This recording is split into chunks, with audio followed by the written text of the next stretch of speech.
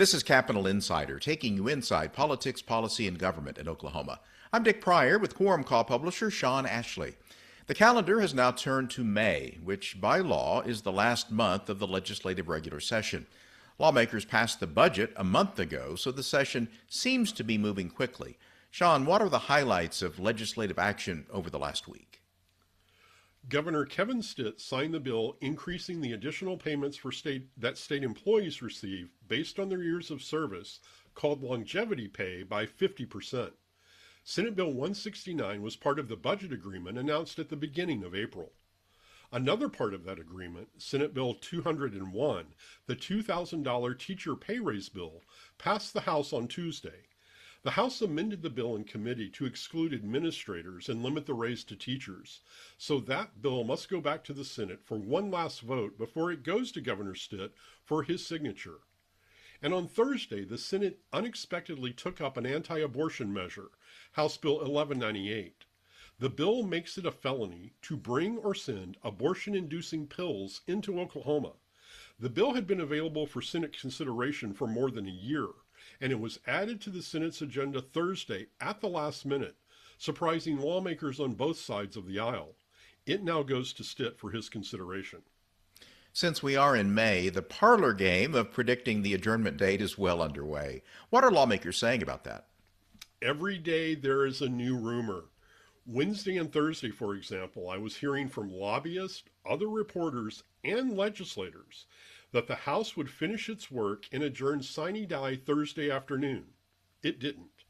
Then the rumor became the Senate would work into the evening Thursday and adjourn sine die. It didn't do either of those things. House Speaker Kyle Hilbert told reporters Thursday afternoon, "We have work to do, and so we're going to be here next week. We'll gavel back in Monday and continue hearing the legislation that's available to be heard. We have a lot of legislation that still needs to be heard." Senate President Pro Tem Lonnie Paxton told reporters, "I keep saying the last day of session, as far as I'm concerned, is the last Friday of May, and we'll continue to plug through the best we can." Senate Minority Leader Julia Kurtz said there's still work for lawmakers to do to address issues like the child care crisis, public health, and infrastructure. House Minority Leader Cindy Munson summed up the feeling I've heard from several lawmakers, both Democrats and Republicans, when she quipped, "Who knows what the plan is?" So with Republican and Democratic leadership saying there is still a lot of work to do, what are they focusing on? In addition to various bills that are simply working their way through the process, there are a couple of big issues looming. We've talked about Republicans' desire to put two state questions on the ballot regarding Medicaid expansion. It appears there will just be one state question, and that will be on the November ballot. Hilbert said House Republicans, Senate Republicans, and Governor Stitt's office are still talking about what that question will look like. And House Appropriations and Budget Chair Trey Caldwell also wants to see major changes made to the Tobacco Settlement Endowment Trust, also known as TSET. He won approval of two resolutions from the House, but when those got to the Senate, there was not enough votes to get them out of committee and heard on the floor.